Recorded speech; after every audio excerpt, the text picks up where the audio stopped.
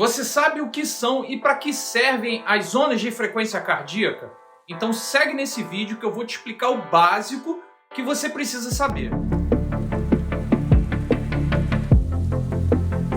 Fala galera do Nada Pedala e Corre, vocês certamente já ouviram falar ou leram alguma coisa em algum lugar sobre as famosas zonas de frequência cardíaca. Eu acho muito importante o atleta amador entender um pouco sobre isso desde o início e eu acredito que quanto mais você se inteirar do esporte que você decidiu praticar, mais eficiente você vai ser e também vai conseguir se conhecer bem melhor. E saber sobre a frequência cardíaca é importante para quando você estiver treinando, saber o que está acontecendo com o seu corpo e como que está sendo as respostas do seu treinamento.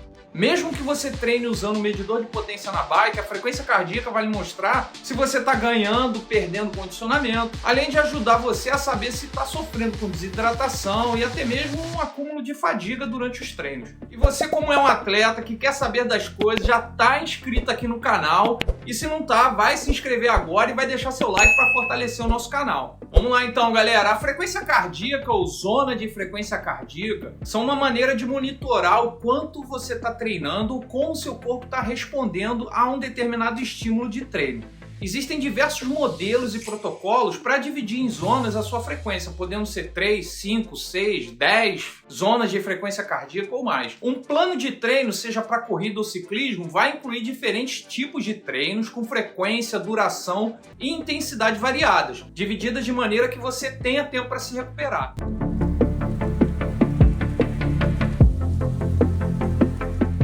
Isso significa que alguns treinos devem ser curtos e intensos, alguns longos e leves e alguns outros podem até ser longos e também difíceis. É a variedade que torna o seu treinamento eficaz. A frequência do treino é fácil de entender, são quantas vezes você treina por período de tempo.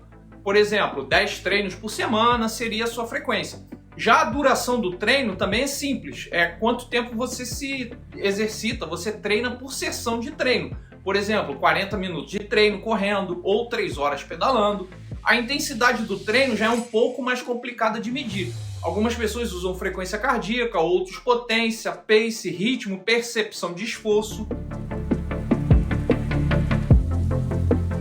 A frequência cardíaca é um ótimo indicador de como seu corpo está trabalhando durante o treino. Ao contrário da percepção subjetiva de esforço, a frequência cardíaca é um número que a gente pode medir, assim como a frequência e duração dos treinos, então a gente tem como comparar os treinos.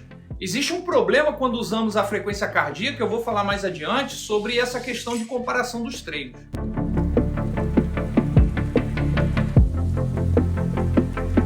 Todos nós temos uma frequência cardíaca de repouso e isso é algo único e pessoal. E também temos uma frequência cardíaca máxima, que também é um valor único e individual. Entre esses valores é que estão as zonas de frequência cardíaca que correspondem à intensidade do treinamento ou estímulo e o benefício que ele está trazendo. As zonas de frequência cardíaca estão ligadas aos limiares aeróbicos e anaeróbicos. O modelo de 3 zonas se baseia apenas nesses limiares, sendo as zonas 1 e 2 dividida pelo limiar aeróbico e a zona 2 e 3 dividida pelo limiar anaeróbico. Teoricamente, você é capaz de se exercitar por horas no limiar aeróbico, enquanto que no anaeróbico por alguns minutos. Isso para indivíduos que estão treinados. O modelo de 5 zonas é o mais comum. As zonas estão divididas entre zona 1, muito leve, e zona 5, muito forte, como sendo o máximo.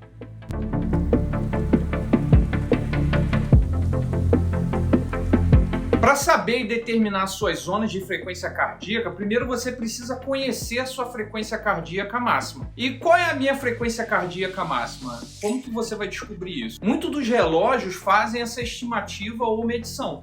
Existem alguns com protocolos próprios e vai lembrar que você também deve saber a sua frequência em repouso, que pode ser medida ao acordar.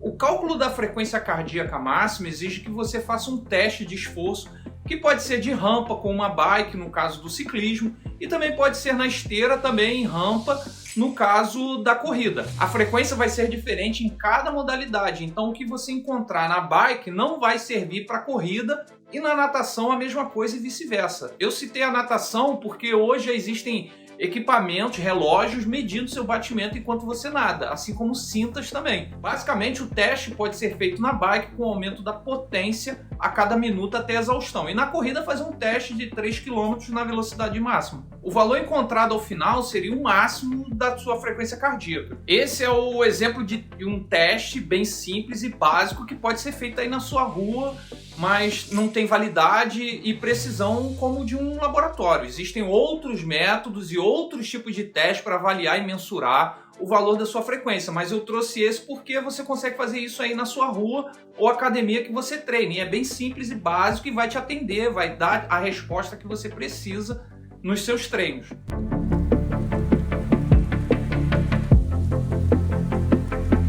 A frequência cardíaca é um dado que sofre muito com a influência de fatores externos. Praticamente tudo ao seu redor vai exercer influência na sua frequência, o que vai influenciar e muito na execução dos seus treinos se você usar a frequência cardíaca de forma isolada como referência de treinamento. Então fatores como idade, sexo, teu tamanho, teu peso, teu nível de condicionamento, teu estresse, o café, a comida, o sono, o medicamento que você usa, temperatura ambiente, ansiedade, tudo isso vai afetar a sua frequência cardíaca para mais ou para menos, e isso vai alterar o teu treino.